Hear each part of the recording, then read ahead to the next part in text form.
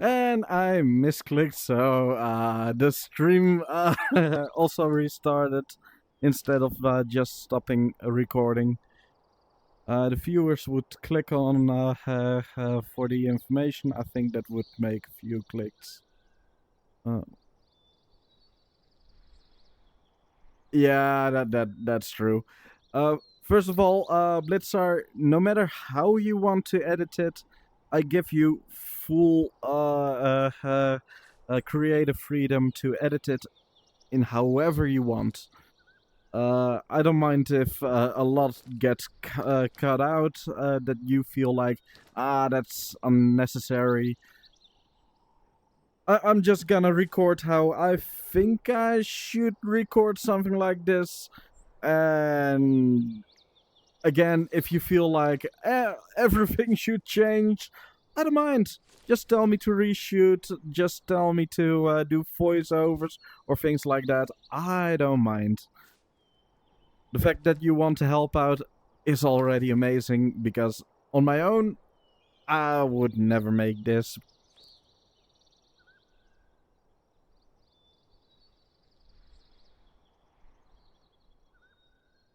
Alright, let's go to the next scene.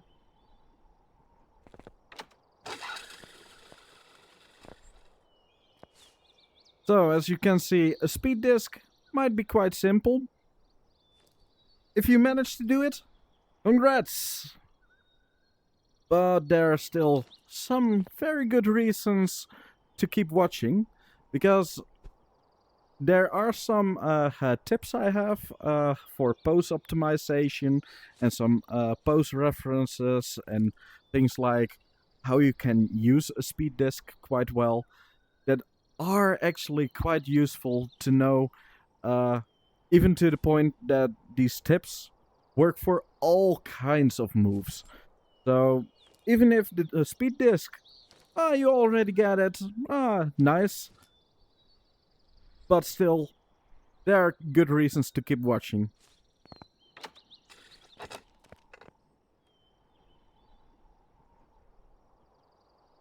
And let's see the next talking point. I'm gonna go to the pose references.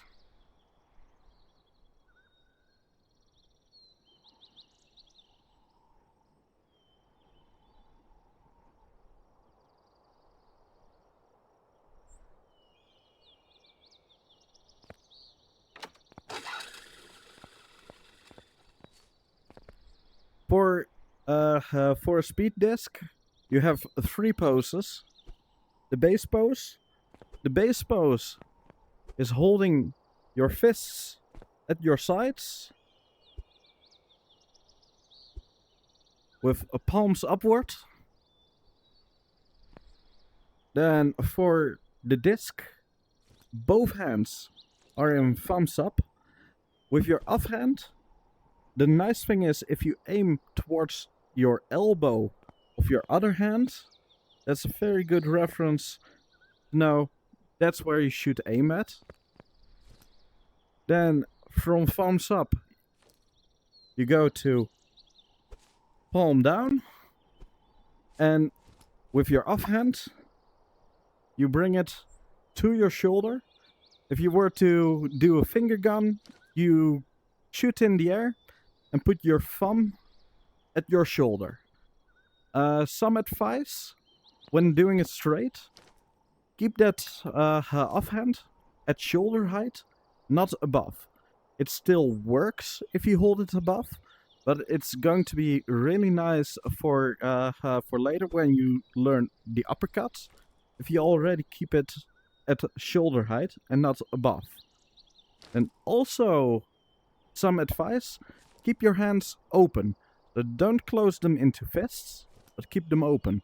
Because the nice thing is, if you do an actual pose, you will see my hands automatically close into a fist. I'm not pressing any buttons, but they go into a fist. So with open hands, you get a very easy reference. Hey, I'm actually in a pose. And because of that, you can also look at the boundaries of your pose. So I can move a bit up and down and it still works.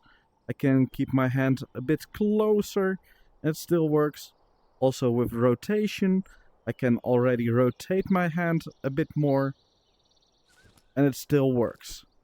So try to find the boundaries, and the best way to do that is with loose open hands.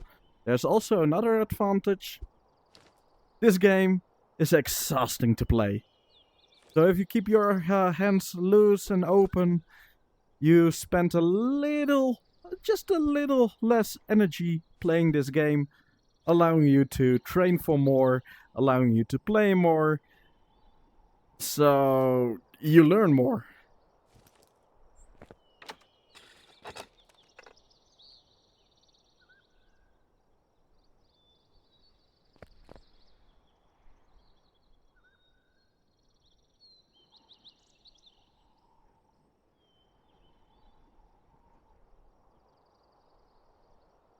Alright, now I'm gonna demonstrate the flowing through the poses a bit more.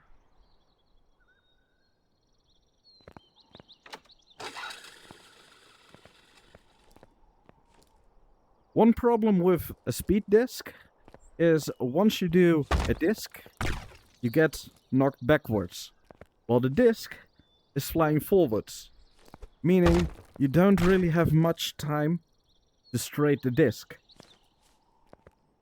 The way you want to make sure you have that time is by flowing through the poses.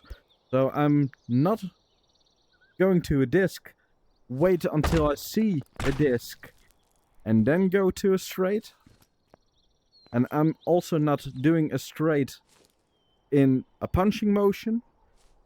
No, I go from disc to a straight with just a rotation right when I do a disc. So really flow through the poses. Usually what beginners do is do and then do a straight pose. Don't do that. You're going to be too late. If you wait until you see the disc, you're just going to be too late. If you stop at the disc pose and then go to the straight, you're also likely going to be too late. The best thing, just flow through.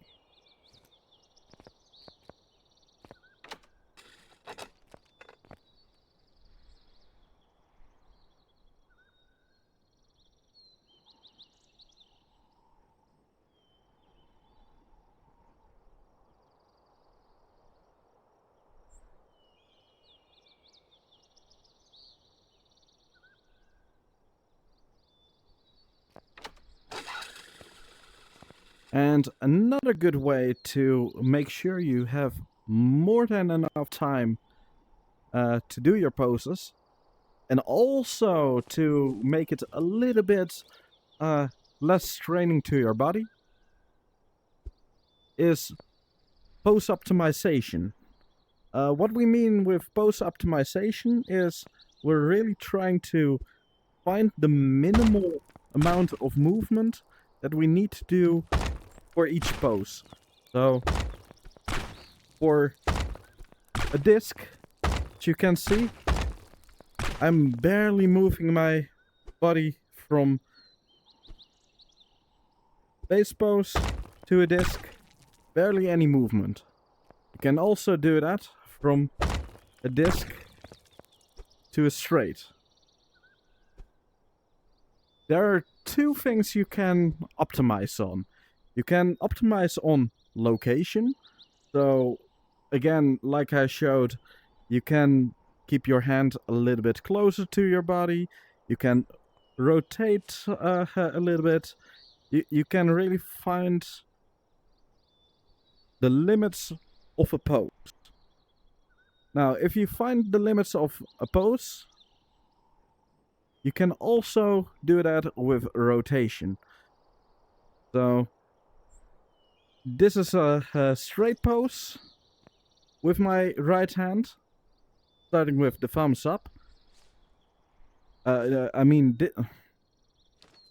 correction. This is a disc pose with my thumbs up. And this is the straight pose with my main hand. With hand flat. But I can also rotate already a bit into the side and rotate less for the straight. Because as you can see, this is still a disc pose. And if I bring this hand to my shoulder, then this is already a straight pose. So this pose, straight pose. Barely any movement between them. Now, if you also improve the positioning, then again from base pose, you can put your base pose a little bit forward, a little bit higher up to your body.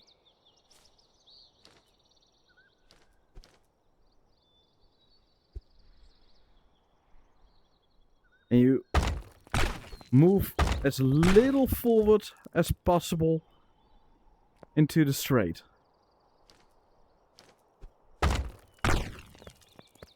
Now with your offhand, basically you mostly want to do wrist rotations.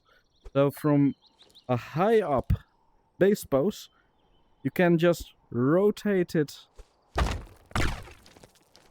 I'm not really moving my arm, I'm only moving my wrist. And from this position, only moving my wrist, I can bring it to my shoulder. So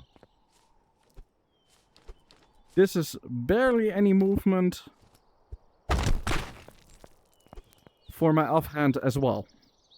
Try to find the minimum amount of movements, and it's going to be so much easier to be in time to do very quick combos. Even though the knockback is really great to the point where you move out of a position way too quickly. So really find those optimizations.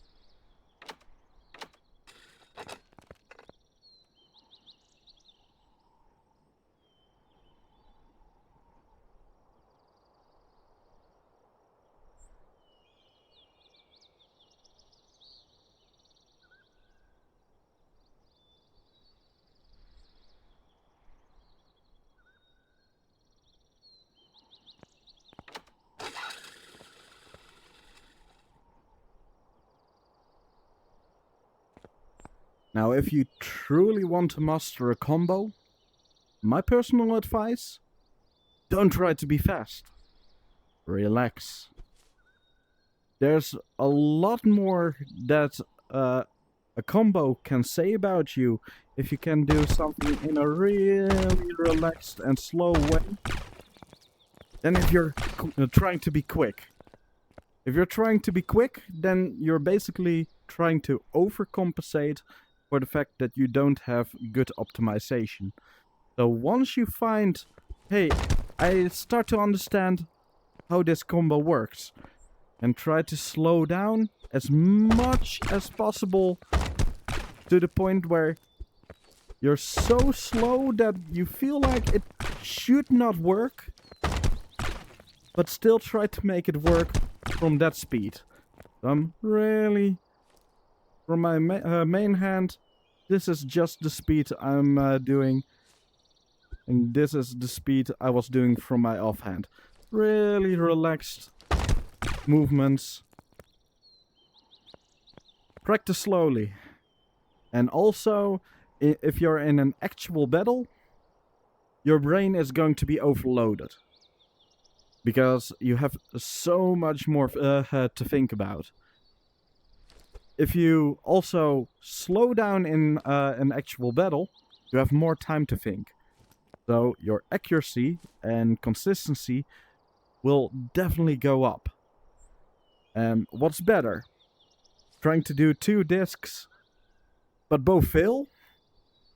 or doing just one disc at that time, but it just works because you're relaxed, you know what to do. It's way better to relax and be accurate and consistent.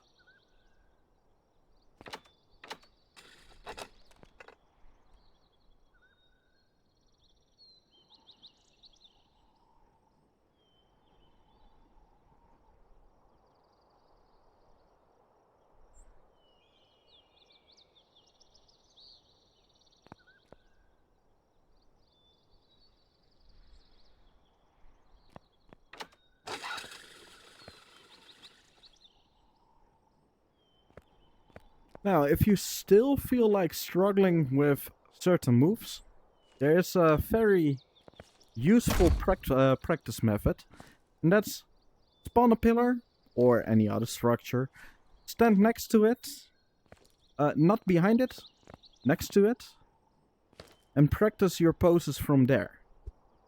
Reason why is if I do my actual poses and I do it right, things still look how they are supposed to look. So it was still a speed disc.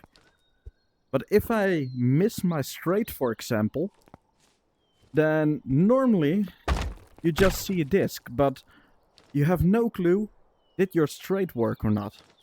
With a pillar next to you, if you do an actual straight, then you at least know, hey, the pillar moved, so I was doing an actual straight. Same also applies if you do try to do the disc and then the straight, but your disc is not working. So I tried to do a disc, but my disc didn't work. Because normally, if a disc doesn't exist, there's nothing for you to straight. So you still don't know, did my straight work? Well, at least I know my disc didn't work. But with a pillar next to you, you at least know, hey, one of my poses worked. I only have to focus on the disc pose. And if nothing works, well, yeah, then you don't see anything going on. So it's a really good reference point, and again, doesn't matter if you do it right, because if you do it right, the disc is going to be in front of you, and the way the poses are registered, things that are in line of sight of your head, that gets priority. Then the structure closest to you. So basically, because a disc is always spawning in front of you, it's basically the best target to interact with, so you don't have to worry about accidentally hitting that pillar.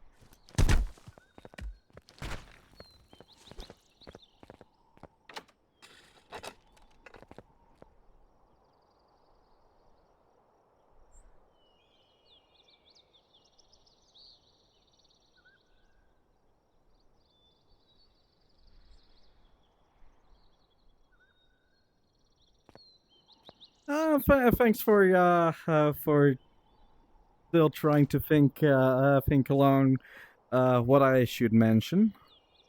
I feel like I will probably mention more than is actually needed, or repeat some stuff that doesn't really have to be repeated. Yeah, so some things might be able to be cut out, but I might also forget some stuff that I normally want to talk about. So it's still useful to tell me. Let's see, the next topic I want to... Ah, yes, the movement.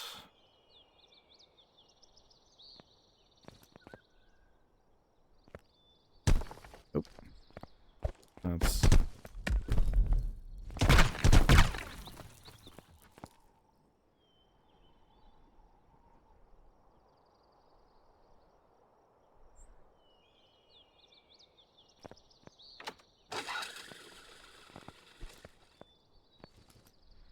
Now, one important thing about a speed disk is it has a lot of knockback. So, if you send a disk, you get some knockback. If you do a straight, you get some knockback. So, if I do a disk and a straight, I get massive amount of knockback. Now, in a normal situation in the battlefield, you always want to try to dominate the center of the battlefield. So, if you do a lot of speed disks, you're going to get into trouble if you cannot stay in the center. There's a very easy way to counter that. Just walk forward. So now the next step to learn is an extra action, which is going to be harder than you think if you're not used to, but walking while doing your poses. So walk forward while doing speed disks. If I do them fast, I still get more knockback than I get forward momentum. So you still need to know when to use it and when not to use it. Because the knockback of a speed disk can just be enough that... Oh. Because the knockback of a speed disk can just be enough... Come on. Because the knockback of a speed disk can sometimes be enough. Come on! Break! Normally always something breaks if there's something behind you. Okay. Maybe if I just unground it. Maybe it's more willing to break on me. So yeah, the knockback of a speed... Relax. I also sometimes have to tell myself, it's not about the speed. Relax. So yeah, the knockback of a speed disk... Seriously, what's wrong with me? Why am I missing my discs? Blitzar. There might be bloopers.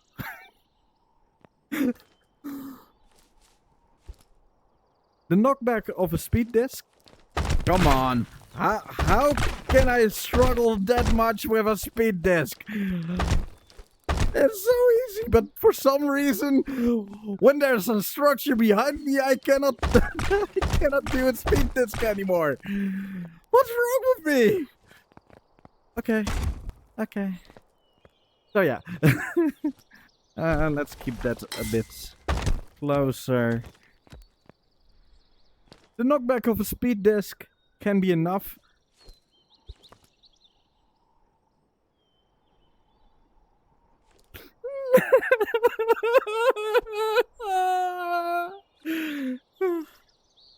Maybe you need the tutorial.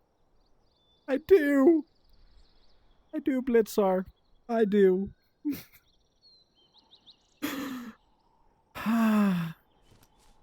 Why?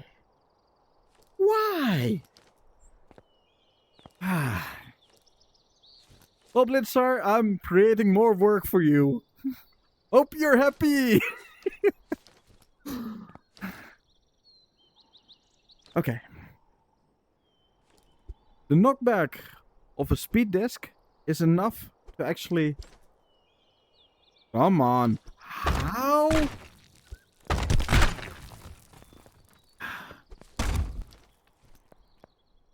How come when I say that sentence, everything goes wrong? That sentence is breaking my brain. So yeah, if you need any example of the fact that if you do more actions than normally, that things can get your brain confused. For example, battling an opponent, or trying to walk forward while doing a speed disc, or being aware that there is a camera and that there's a structure behind you and you're saying a sentence. Yeah, that's enough to confuse your brain and making it harder to play. So don't worry about it.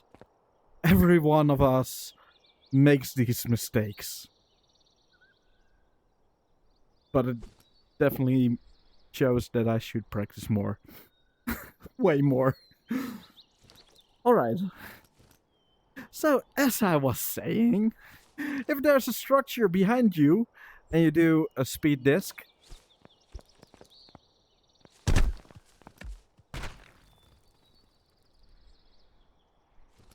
is wrong. What is wrong? I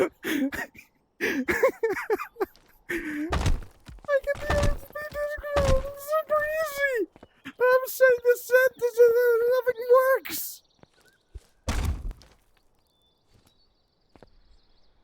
But now I'm stubborn, you know? Now I'm really stubborn. Now I have to do this.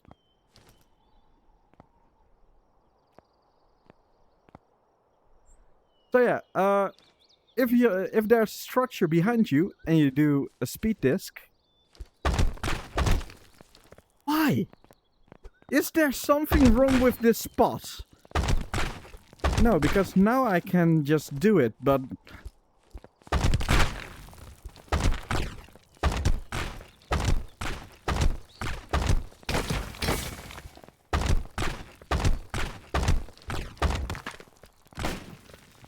I really don't get what is wrong.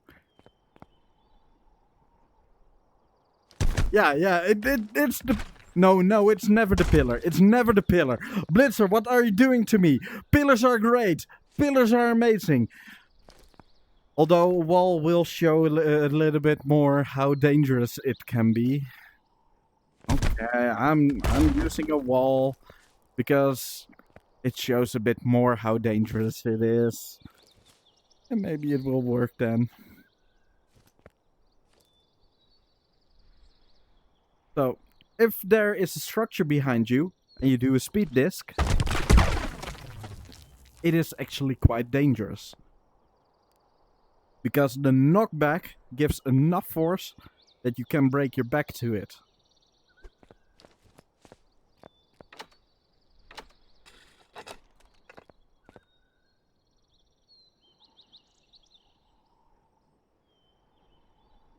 You're thinking they're amazing is exactly why there would be the psychological block. No, I'm not thinking they're amazing. They are amazing. Let me get something to drink.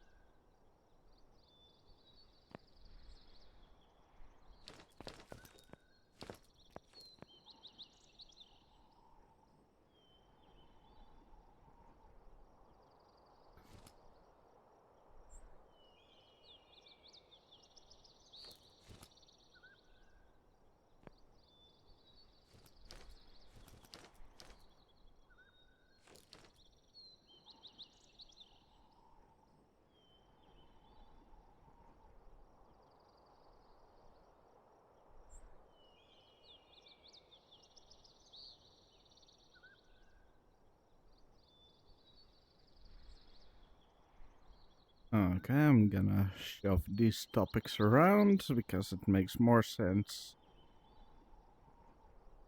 Talk about it now.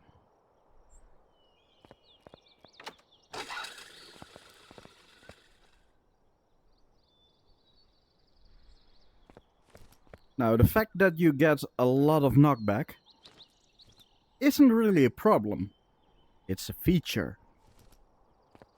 Now, the nice thing is, if you want to move away from your opponent, a speed disc is a very good way to move away from your opponent. You can use it for movement. You can also just use discs for movement. You can quite easily spam those, but it's more efficient to use discs. Now, the thing is, if you want to use them for movement, don't just rely on the discs and the straight alone. Walk backwards while doing it, and you go a lot faster. Now, there's also a very specific technique we call a mojo dash that uses this mechanic, but adds even more speed to it. Because for some weird reason, the knockback you get from a straight is different on an ungrounded structure like the disc, and a grounded structure like, for example, this grounded pillar. You, as I understand how it works, I am not fully sure. It's that you not only get the knockback, but you also hop a little bit off the ground. So if you get more than enough knockback, you can get a lot more momentum backwards. Now, the nice thing is you can still, when I want to straight this pillar, get the knockback of the disc. Because I can just send the disc under or against the pillar. And then I can straight the disc. It's the exact same movement. So base pose, disc, and then a straight. But there's a grounded structure in the way. And again, important, if you want backwards movement, also walk backwards.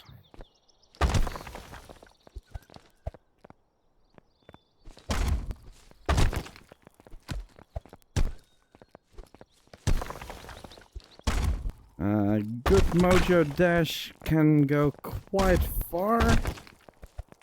I'm not really sure what creates a good one and what creates a bad one.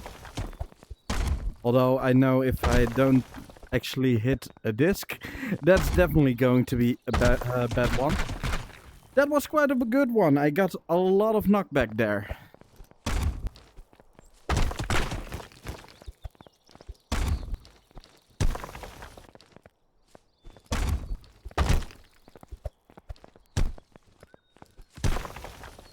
But yeah, experts with that tech can probably tell a bit more on how it works and when you get the really good knockback.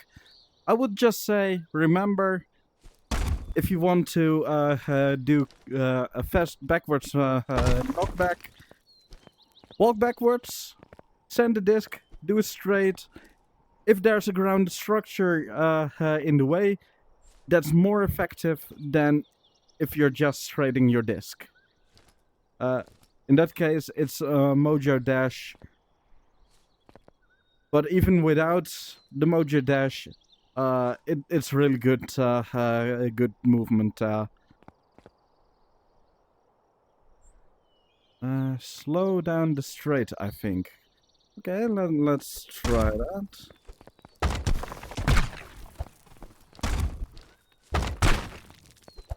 Oh, I have to walk backwards as well. Oh yeah, that was quite a lot of knockback. Oh, did not mean to reposition the camera.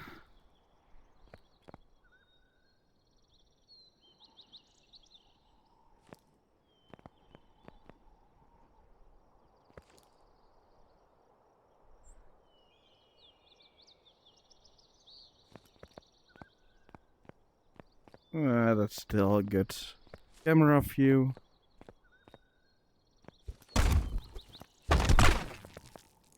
Yeah, that felt good. That felt like I hopped off the ground. So yeah, if you want to do a mojo dash, then with the pillar or any other grounded structure, walk backwards, do the disc. Don't be too fast with the straight.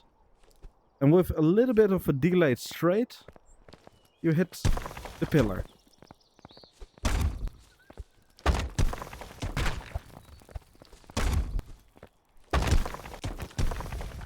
That was a good one. And let's clean up a little.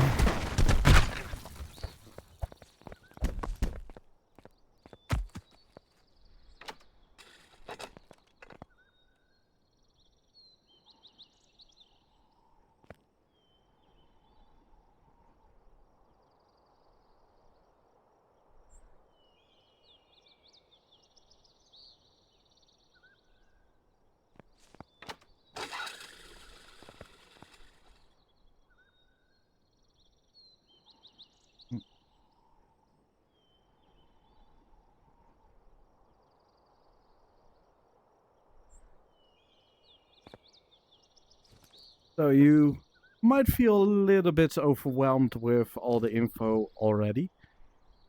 Don't worry. Even if you struggle in the beginning, you just need to get some muscle memory. Because currently all your brain power is thinking about the poses, thinking about I have to move, I have to think about the positioning, so much that you have to think about. So your brain is struggling to keep up while trying to do it, especially if you're in a match where also your opponent is attacking you, distracting you. It's going to be so much harder the more there is to think about. But your brain has one amazing thing, and that is it can learn. And one of the things you need is the muscle memory. And how do you get muscle memory, you might ask? Well, there are two major things that you need. First of all, practice. So, yeah, just keep practicing and you're doing fine on that. Although I would say for effective practice, you want to trick your brain into thinking this practice is important. The more you think about it, the more you feel victorious, like, yes, I did something. Even if you fake the excitement, like, oh yes, that was a good one. Even if you fake it, that's a really good signal for your brain. Hey, this is important to remember. Then the next thing is sleep. Because how your brain tries to analyze everything that has happened in a day, remember what is important, what should I make new neural connections for, that's all while you're sleeping. So no matter how much you practice in a single day, there's a limit how far you can reach. But the next day is going to be so much easier. So don't worry if you can get all the stuff in a single day, if you're still struggling to use it in a fight. That's logical. Your brain is overloaded. But once you get those new neural connections the next day, because you have slept, you had the good training, your brain knows what to save, it saved those, it made new neural connections. Every day forward goes a lot easier, because eventually you don't have to think about it. For me, when I try to explain these things, currently I'm thinking a lot about what I'm doing. But in a normal situation, when I'm in a battle, I'm not thinking about it at all. I'm just thinking I need to do a speed disc. And my body just knows what to do, because I have those neural connections, because I have that muscle memory. That only comes through time. So don't feel like a beginner. We all started as beginners. and I still struggle with basic stuff all the time because my brain doesn't want to cooperate every single time. So don't worry. Take your time. Every single day, it's going to be easier. So use that as motivation to practice every day. Even if you have just like 15 minutes to play. If you can play consistently for a lot of days, that's better than playing for one long session. So keep it up, and you'll get there.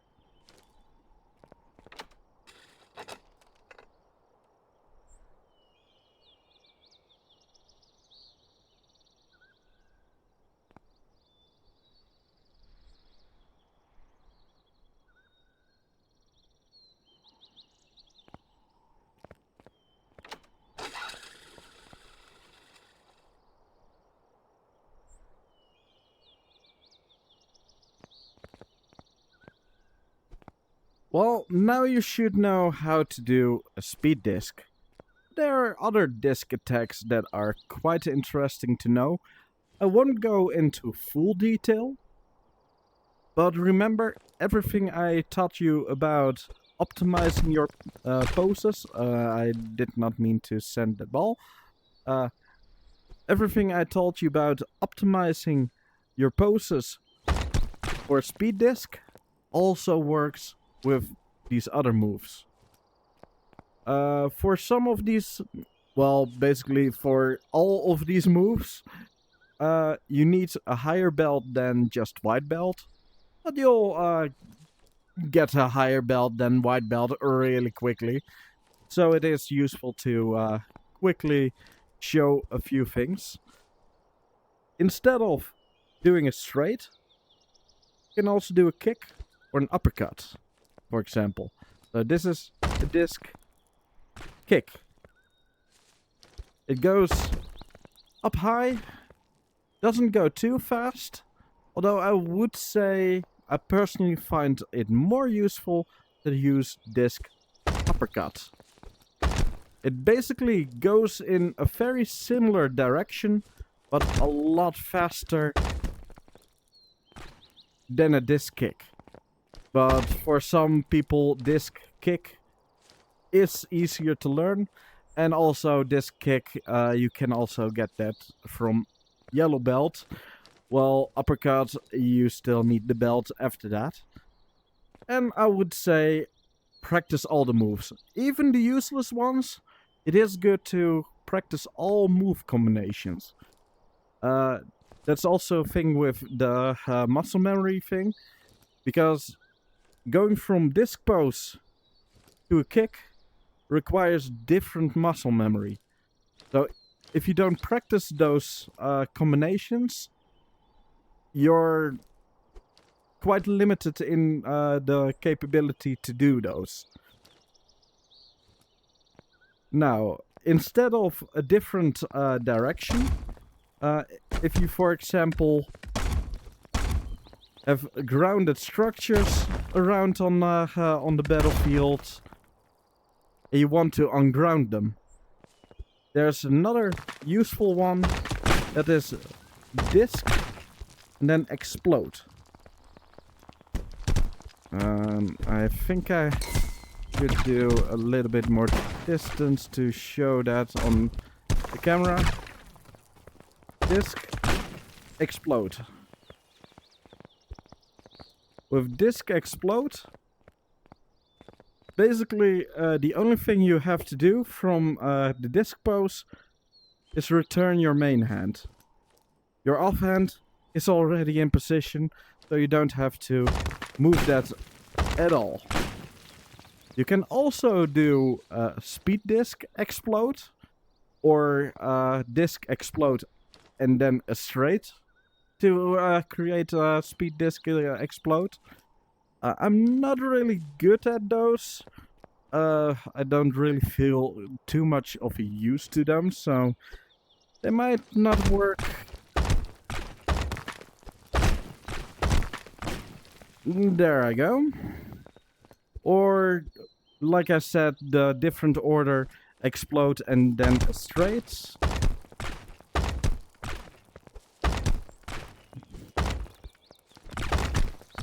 There I go. I don't really use it much because, in my opinion, explode disc does everything I need already that I don't really feel like I need to add the straight, but it is nice to know. Other interesting disc combos is a low disc. If you parry a disc that is still spawning, there's an interesting angle it can go. If you're too late, the disc will be parried as you normally expect it to. But if you're fast enough that, because a disc first gets upwards momentum and then it gets the forward momentum. If you stop it in its upwards momentum with a parry, it will slide forward because it stops the upwards momentum and then it gets the forward momentum, which immediately cancels the parry. This is really interesting for when people are holding stuff, then their feet is still unprotected. Let's see, what is another interesting disc combo?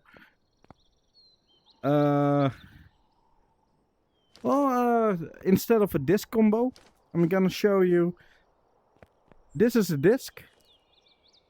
And this is a ball pose. Ball pose is really close to a disc pose. So all the things you learned to make a speed disc can also work for a ball straight, which is also a really good move to learn. So disc, ball, really close to each other. I don't know if it's on my side, but audio glitched out a little when you said nice to know.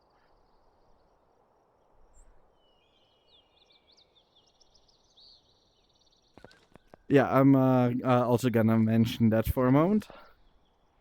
Something to know about ball straight. A structure cannot be interacted with while it's still spawning from the ground. So, a structure like this pillar that is still spawning from the ground cannot be interacted with until it fully spawns. For a disc, it's so incredibly fast that you're unlikely to have any trouble interacting with it before it's fully spawned. With a ball is slightly slower. So you can already, if you optimize your poses too much, then you can potentially do a straight before you can actually interact with it. Now, the thing is, there's an update coming up really soon that brings the standalone quest update, and structures are spawning a lot slower than we are used to. Devs are still looking at what to change and what to keep. But one thing that will happen is that with ball straight, if you're well optimized with your poses, it can be that you get what I just did there. You do it straight before the ball has fully spawned. In the current version, it's a lot harder to do that. I barely noticed that it was even a problem. In the next version, it is going to be slightly a bit of a problem. So be aware, while its structure is spawning, you cannot straight it yet. So that's also a reason not to be too fast. Relax with your poses. Give a structure the time to spawn up. But don't wait for them. Just don't be in a hurry.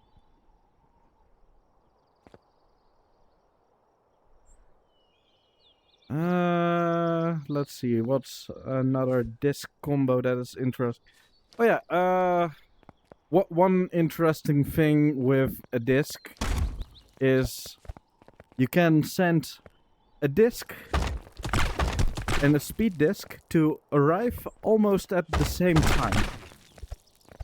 So, especially if it is a bit more on distance. So, a disk and a speed disk can arrive at the same time if you do it right. Now, another nice thing is once a structure is in hit stop, it gets a hit. Another structure cannot interact with it yet. So it gets a dead stop, which allows to bounce things in interesting angles. It's not really something I expect beginners to do, but it is interesting to know.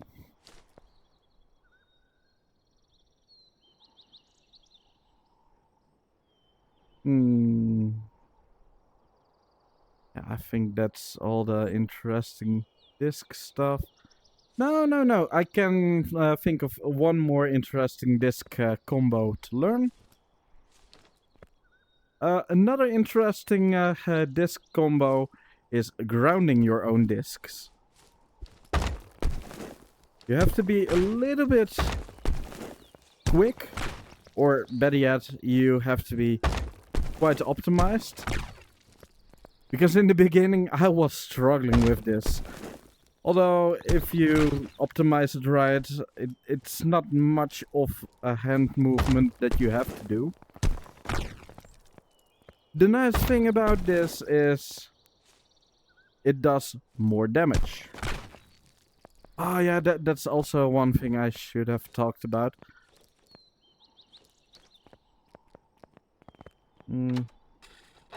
Let's make a new scene.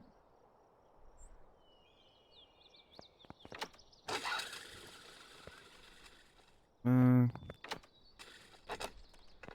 know what, it's easier if I already set it up first.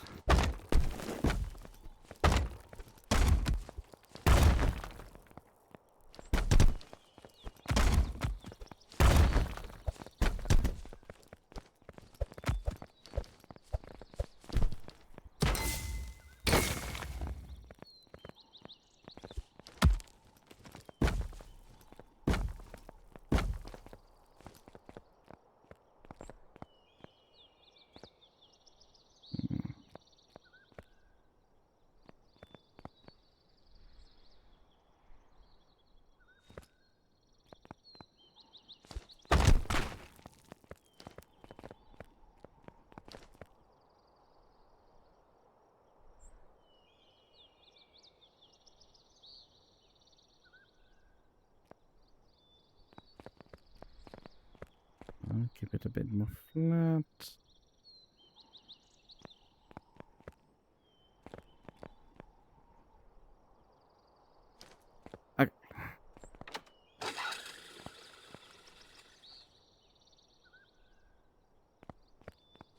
Every structure in Rumble has a different base value. There's something about the disk that is a little bit confusing. Because the base values of these structures... Disk has a base value of 0. Ball, pillar are 1, cube 2, wall 3. A boulder that you cannot spawn is 5. Now you might think, how come a disk does damage? A disk only does damage because it's moving. So that disk over there, if I just walk into it, I don't get any damage at all because it's an unmoving disk.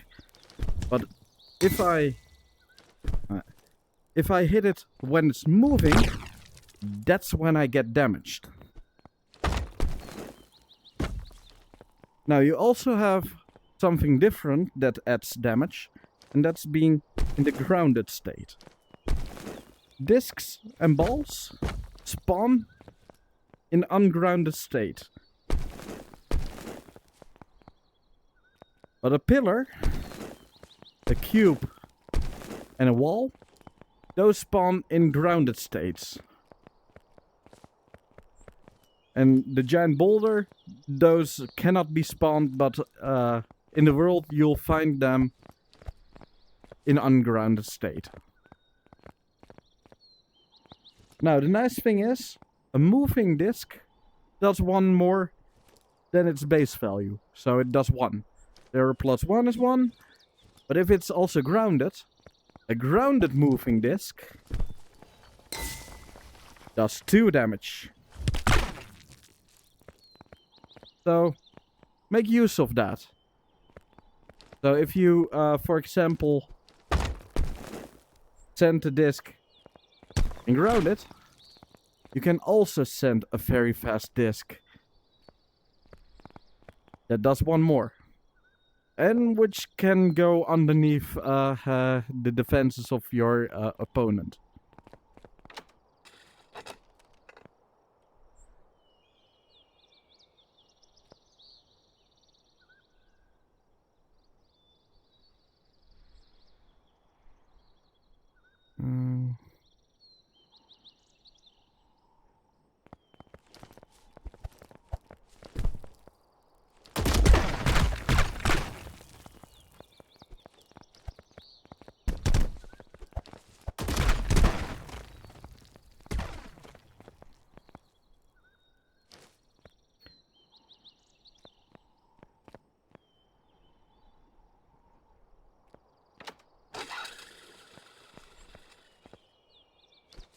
Thank you for watching.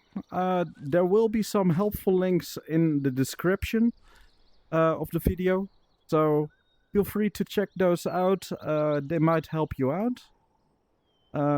There are, for example, links to the Discord of Buckethead and a Discord meant for teaching and learning. So check those out. See you around. Thanks for watching.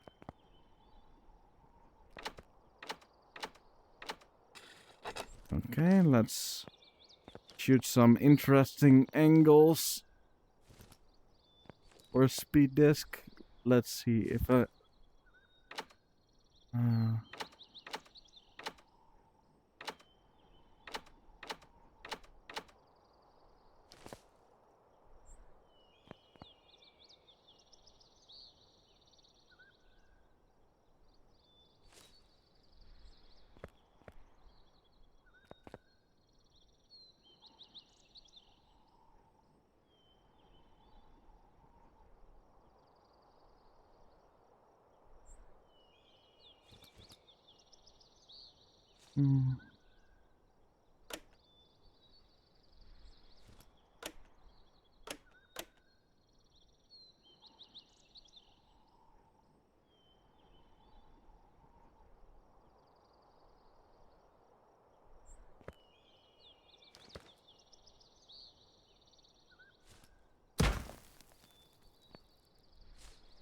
That's way too high.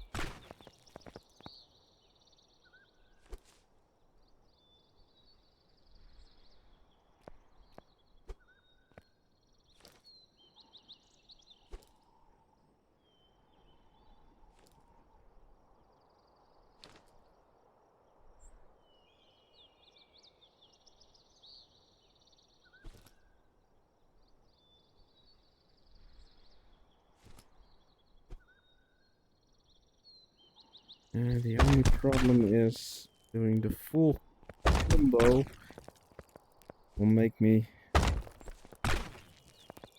move away.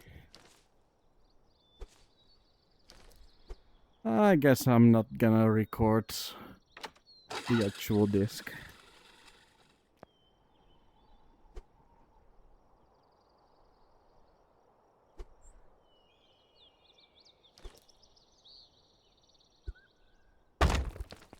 No, I don't want the actual disc.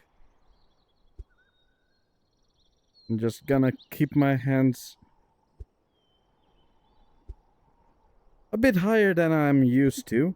So there, it's not an actual bass pose, but it does show how a bass pose should look like from above.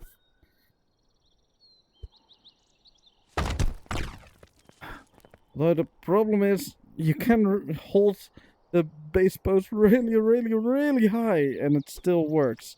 Bass pose has so much room for error.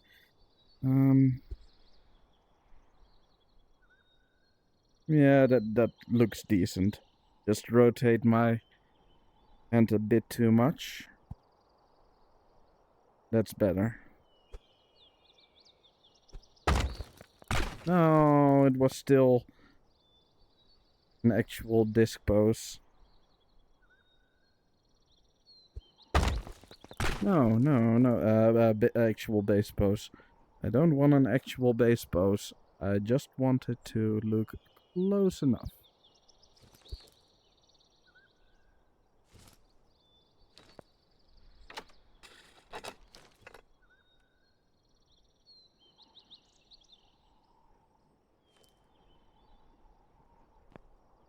I'm afraid there, Blitzar, there is quite a lot to cut out of.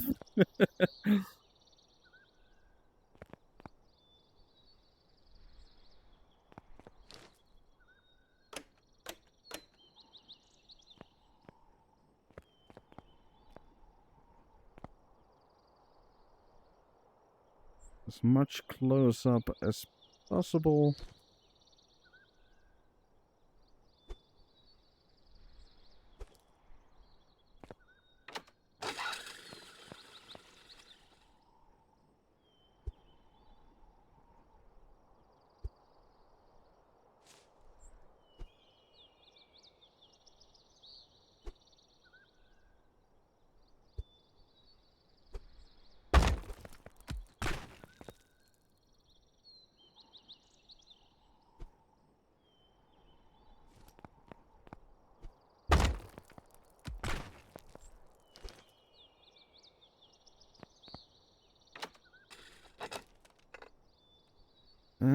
Let's see. Is there another interesting angle to...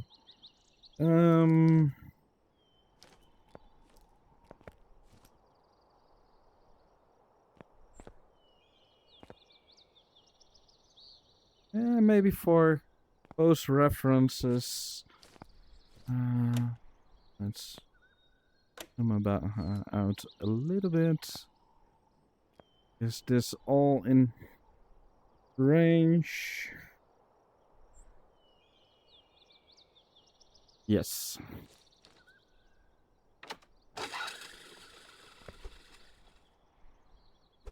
Bass pose.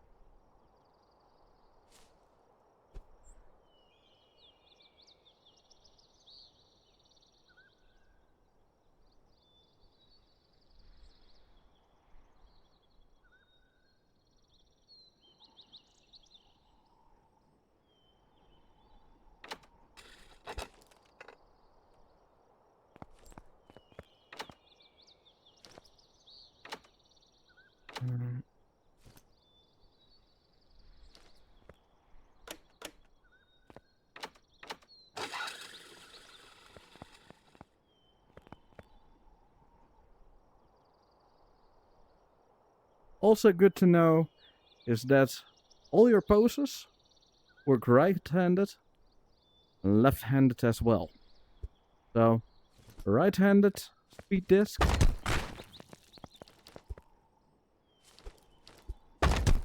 and a left-handed speed disc.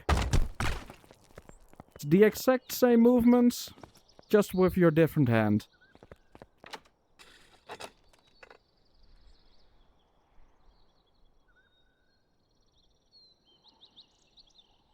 Go up against the parkboard for the top angle, I mean.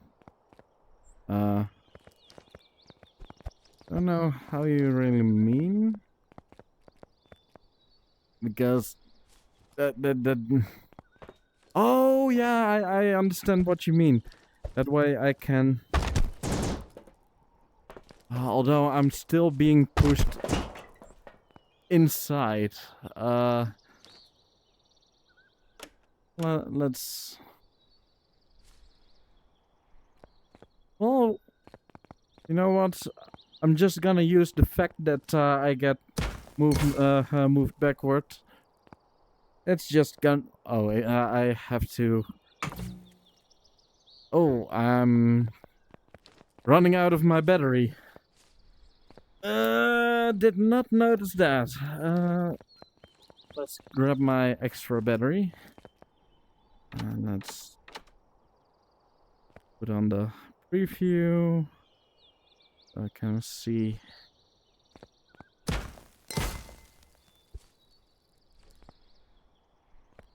Okay, I really have to keep it a lot closer.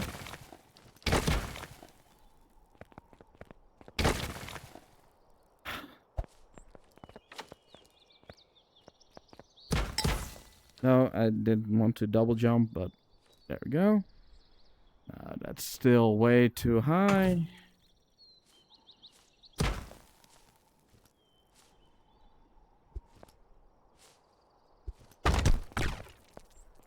How much movement do I... Okay, it has to be higher than that.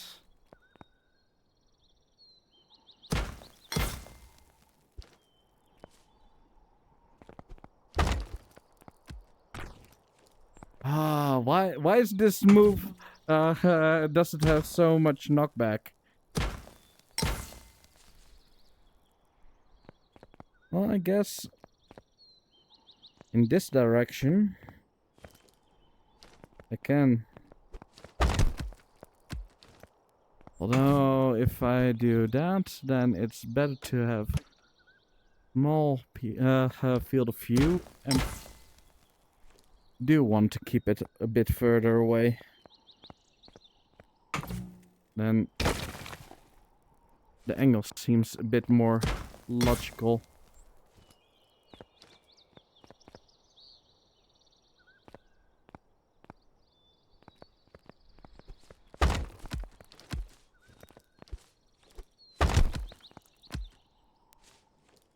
Okay, but this is too high. So a bit in between.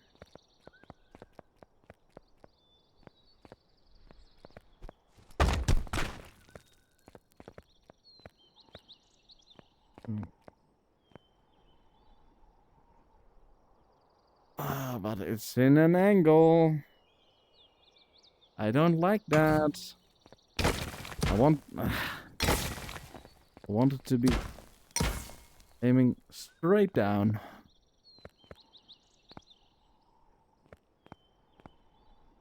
It's still an angle.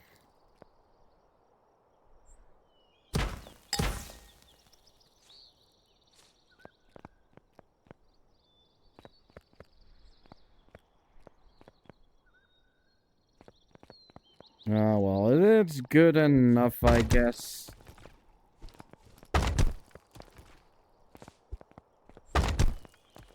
But of course, I'm not recording.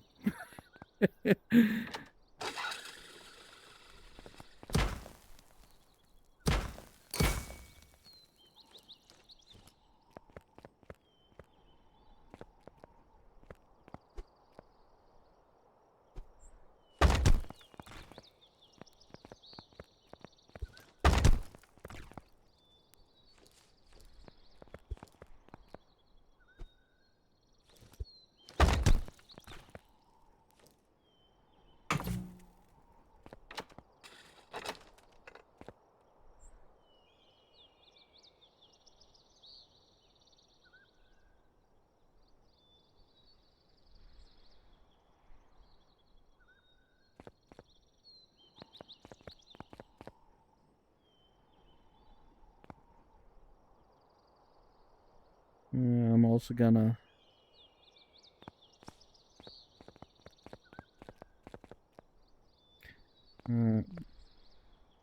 this is the better view.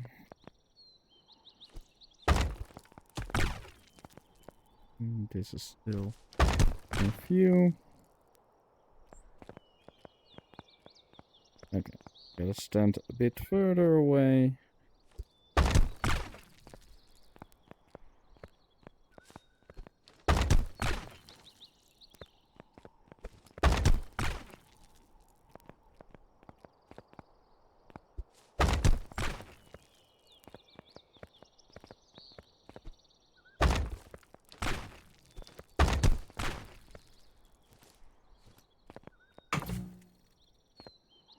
And of course, I did not press record.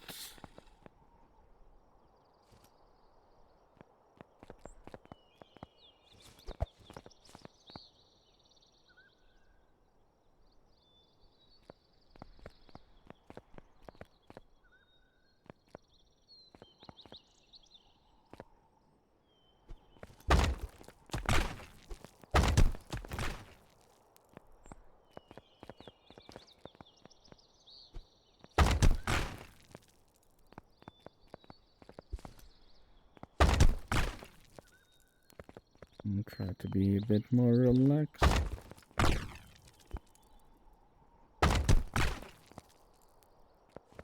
Yeah, there should be a nice recording of that. Hello.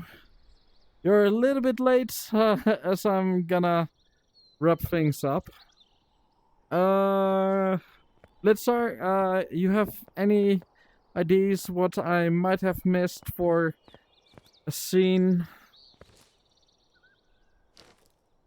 Otherwise, I can always record something on a later moment as well.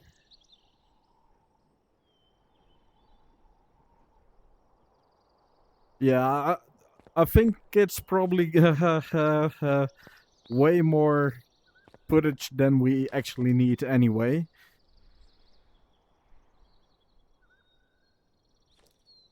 So yeah, again, Blitzar, if you feel like there's too much or anything like that, feel free to just delete as much as you want.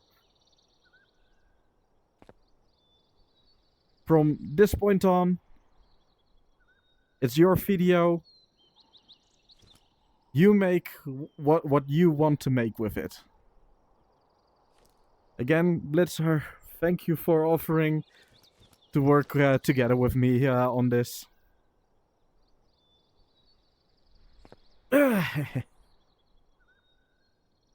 Alright, I guess I'm gonna go. So, thank you very much for watching.